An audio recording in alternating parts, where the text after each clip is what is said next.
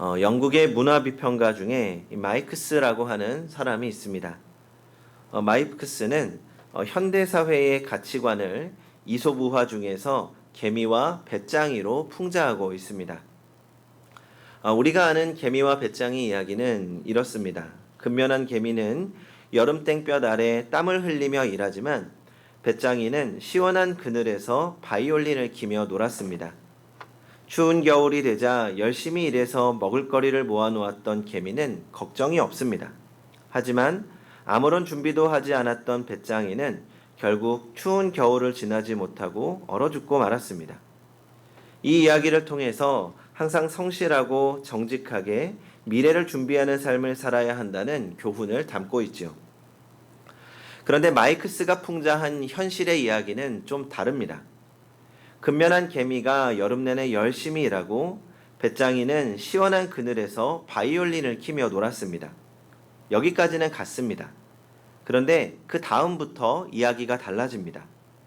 배짱이는 추운 겨울날 개미에게 가서 사정사정하며 개미의 집에 들어와서 겨울을 지내게 되었습니다. 개미 집에 들어온 배짱이는 무료하게 지내는 개미의 자녀들에게 즐거운 시간을 주기 위해 바이올린으로 재즈며 디스코, 삼바 등 흥이 나는 곡들을 켜주었습니다. 그러던 어느 날 배짱이는 개미집 창고에서 발효된 술을 발견하고 개미의 자녀들을 유혹해서 술맛에 빠지게 했습니다. 술과 노래와 춤에 빠져 신나고 즐겁게 놀던 개미들은 봄이 와도 일할 생각조차 하지 않고 쾌락에 빠져 있다가 마침내 근면한 개미의 문화는 붕괴되고 맙니다. 근로를 요구하는 아빠 개미는 돌았다고 따돌림을 당해 폐인이 되고 맙니다. 개미의 집에 배짱이가 들어와서 성실하고 정직한 근로 문화를 유린한 것입니다. 결국 근면하고 성실했던 개미의 가정은 무너지고 말았습니다. 마이크스는 현대사회가 쾌락적인 것들에 물들어가며 정직하고 성실하게 사는 사람들을 도리어 바보 취급하고 있다고 이야기하는 것입니다.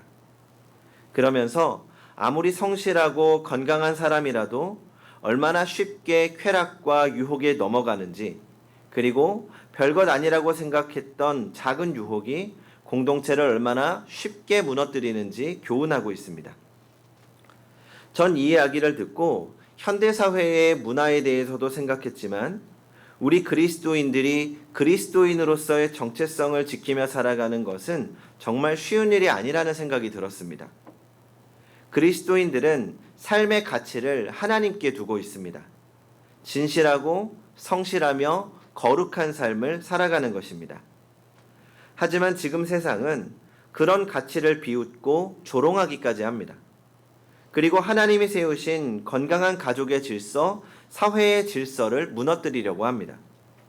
문제는 많은 그리스도인들이 세상의 가치와 하나님 나라의 가치 사이에서 분별하지 못하고 흔들리고 타협하며 살아간다는 것입니다. 성도 여러분, 우리가 신앙생활을 하는 데 있어서 중요한 것 가운데 하나는 영적 분별력을 가지고 살아가는 것입니다. 로마서 12장 2절에서 말씀하신 것처럼 우리는 하나님의 선하시고 기뻐하시고 온전하신 뜻이 무엇인지 분별하며 살아야 합니다. 참된 것과 거짓된 것을 분별할 줄 알아야 하고 해야 할 것과 하지 말아야 할 것을 분별할 줄 알아야 합니다. 하나님께서 기뻐하시는 것과 하나님이 싫어하시는 것이 무엇인지 분별할 줄 알아야 하고 우리가 움켜쥐고 지켜야 할 것과 버려야 할 것을 알아야 합니다. 가까이 해야 할 것은 무엇이고 멀리 해야 할 것은 무엇인지 알아야 하고 거룩한 것과 세상적인 것이 무엇인지도 구별할 줄 알아야 합니다.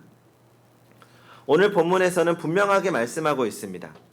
거룩한 것을 제 개에게 주지 말며 너희 진주를 돼지 앞에 던지지 말라.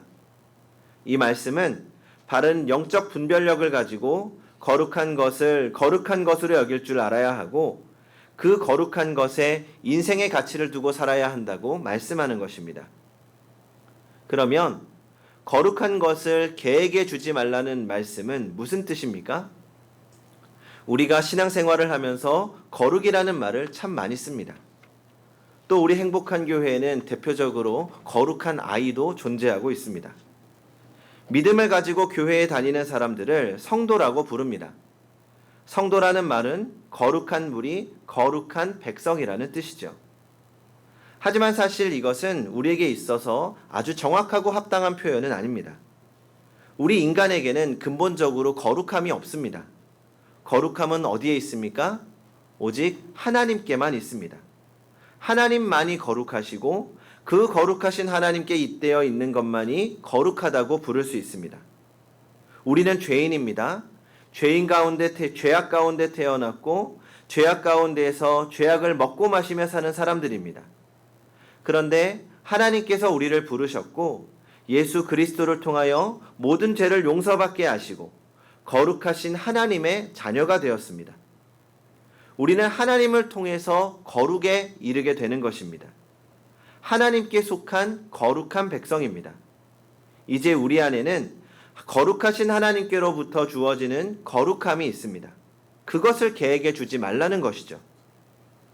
그러면 여기서 개는 무엇을 의미합니까? 지금 시대의 개는 좋은 의미입니다. 이 반려견으로 사람들의 동반자로 여겨집니다. 어떤 면에서는 사람보다 귀한 대접을 받기도 하죠. 그런데 일반적으로 성경에서는 이 개를 썩은 고기를 먹는 야수라고 여겼습니다. 이 성서시대의 개는 오늘날처럼 잘 길들여진 가축이 아닙니다. 성 주변에 살면서 쓰레기 더미를 뒤지고 닥치는 대로 먹어치우는 탐욕스러운 동물이었고 썩은 고기나 시체를 먹어치우는 야수였습니다. 그러니까 거룩함과는 전혀 관계가 없는 동물이 개였습니다. 그래서 성경에서는 이 자주 이방인을 개에게 비유하곤 했습니다. 오늘 본문에서 거룩한 것을 개에게 주지 말라라는 말씀도 같은 맥락입니다. 이 말씀을 1차적인 의미로 해석한다면 거룩한 백성으로 부르심을 받은 너희는 거룩함을 전혀 모르고 거룩함과 전혀 관계없는 이방 백성들처럼 살아서는 안 된다는 뜻입니다. 그리고 오늘 우리에게 적용되는 말씀으로 해석하자면 하나님의 거룩한 백성들인 우리가 거룩함과 상관없이 살아가는 세상 사람들처럼 살아가서는 안 된다는 뜻입니다. 성도 여러분, 우리는 신앙인으로서의 정체성을 분명하게 가지고 살아야 합니다. 우리가 세상으로부터 신앙인으로 인정받기 위해서는 세상 사람들이 살아가는 방식을 따라가서는 안 됩니다. 우리의 신앙과 삶에서 거룩함을 잃어버린다면 우리 신앙인에게는 아무것도 남지 않습니다. 세상의 소금처럼 살아가야 할 우리가 그 맛을 잃어버린다면 우리는 버림받게 될 것입니다. 맛있는 소금은 더 이상 세상을 위해서 살아갈 수 있는 능력이 없기 때문입니다. 세상을 밝게 비춰야 할 빛이 그 빛을 잃어버린다면 아무짝에도 쓸모없게 됩니다. 우리가 맛을 잃고 빛을 잃어버린다면 그런 우리를 향해서 세상은 오히려 손가락질할 것입니다. 예수님께서 이렇게 말씀하십니다. 거룩한 것을 개에게 주지 말라. 그들이 그것을 발로 밟고 돌이켜 너희를 찢어 상하게 할까 염려하라. 우리 안에 거룩함을 간직하고 살아갈 때 신앙인은 신앙인다운 삶을 살 수 있게 되고 거룩함을 간직하고 살 때 세상에 맛을 내며 빛을 비추는 삶을 살게 됩니다. 성도 여러분, 우리는 세상을 닮아서는 안 됩니다. 우리 마음에서 탐욕을 제거해야 합니다. 세상이 우리를 음란한 문화로 유혹한다 하더라도 우리는 더욱 거룩함에 힘써야 합니다. 세상에서 살아남기 위해서는 남을 짓밟고 서야 한다는 세상의 기준을 따르지 말고 온유하고 겸손한 주님의 마음을 닮아가야 합니다. 우리는 그리스도인으로서 거룩함의 가치를 지켜나가야 합니다.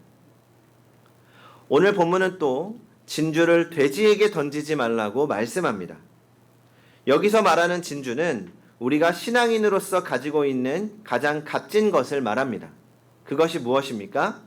우리가 어떤 경우에도 포기할 수 없는 것, 어떤 유혹이 와도 바꿀 수 없고 어떤 핍박이 와도 마지막까지 붙잡아야 할 것, 그것이 무엇입니까?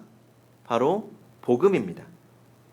예수 그리스도께서 나를 위하여 죽으시고 다시 사심으로 우리가 하나님의 자녀가 되었다는 것, 영원한 생명을 얻게 되었다는 것이 복음입니다. 우리는 이 복음을 붙잡아야 합니다. 그러면서도 우리가 붙잡아야 할 복음은 사실상 더 크고 더 위대합니다. 예수님께서 육신의 몸으로 살아감을 보여주신 모든 것이 복음입니다. 그분이 우리에게 보여주신 하나님 나라, 그리고 하나님 나라를 이 땅에서 이루며 살아내야 하는 그 삶의 가치, 그리고 하나님 나라의 자녀로 살아갈 때 하나님이 주시는 샬롬의 은혜, 이것이 우리가 포기해서는 안 되는 값진 복음입니다. 믿음의 선배들은 이 복음의 가치를 지키기 위해 자신의 생명조차 아끼지 않았습니다. 이 북아메리카 캐나다 옆에 알래스카라고 하는 커다란 땅이 있습니다. 그 땅의 크기는 우리나라 남북한을 합친 것보다 7배 이상 큽니다. 그 알래스카는 원래 러시아 땅이었습니다. 구소련 땅이었죠. 그런데 그 소련이 그 땅을 미국에 팔았습니다. 그러니까 우리나라보다 7배 이상 큰 땅을 얼마에 팔았는지 아십니까? 720만 달러에 팔았습니다. 지금의 화폐 가치로 환산하면 약 16억 달러 정도 된다고 합니다. 그것을 우리나라 돈으로 계산하면 한 2조 원 정도가 됩니다.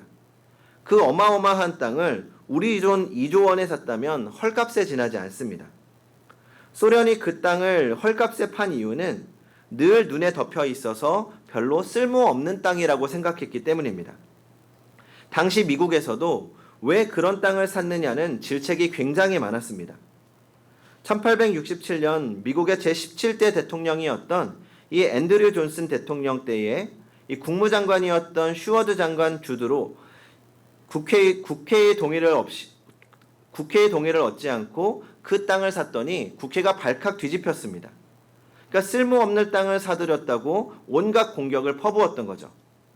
그런데 그리고 나서 실태 조사를 정확하게 하기 위해서 실사단을 파견했는데 이런 보고를 받은 겁니다.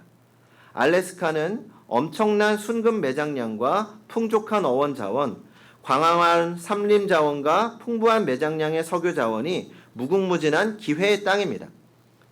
그리고 지금 알래스카는 미국에 있어서 가장 중요한 군사기지일 뿐만 아니라 1년의 관광 수익으로만 3천만 달러를 벌어들이고 이 어업, 관광, 석유 등으로 엄청난 달러를 벌어들이고 있습니다. 당시 소련은 그 땅의 가치를 알지 못했습니다. 그러나 미국은 그 가치를 알았습니다. 그래서 자국에서 비난이 쏟아졌지만 그 땅을 샀고 결국 그 가치를 누릴 수 있게 된 것입니다. 성도 여러분, 지금 성도님들이 가지고 있는 신앙의 가치가 얼마나 된다고 생각하십니까? 예수님께서 우리에게 주신 그 복음의 가치가 얼마나 된다고 생각하십니까? 우리도 혹 소련이 알래스카의 가치를 모르고 미국에 팔아버린 것처럼 신앙과 복음의 가치를 모른 채 세상에 팔고 있는 것은 아닙니까? 우리가 누리고 있는 가치를 제대로 모르고 있는 사람을 성경은 돼지에 비유하고 있습니다. 오늘날 많은 신앙인들이 하나님이 우리에게 주신 믿음, 하나님이 우리에게 주신 복음이 얼마나 귀한 것인지 모른 채 살아갑니다. 우선 당장 눈앞에 보이는 이익을 얻기 위해서 신앙을 떡 한 조각과 팥죽 한 그릇에 팔아버리고 맙니다. 내게 영원한 생명을 약속한 복음이 얼마나 귀한 것인지 망각하고 세상의 즐거움을 누리기 위해서 복음을 헌신짝처럼 취급합니다. 오늘의 나는 어떻습니까? 거룩한 것을 거룩한 것으로 여기며 신앙생활하고 있습니까? 무엇이 더 값지고 귀한 것인지 분별하며 살아가고 있습니까? 진주를 돼지 앞에 던져버리는 사람도 있지만 진주를 목에 걸고 있으면서 그 진주를 모른 채 살아가는 사람들도 있습니다. 우리는 하나님께서 우리에게 주신 것이 얼마나 귀한 것인지 기억하며 살아가야 합니다. 성도 여러분, 우리가 믿음을 통해 간직한 거룩함을 개에게 주지 말고 가슴 깊숙이 감고 그 거룩함으로 살아가시기 바랍니다. 하나님이 주신 천국의 보화인 복음과 그 은혜를 돼지 앞에 던지지 말고 최고의 가치로 여기며 주님이 주신 기쁨으로 살아가는 성도님들이 되시기 바랍니다. 기도하겠습니다.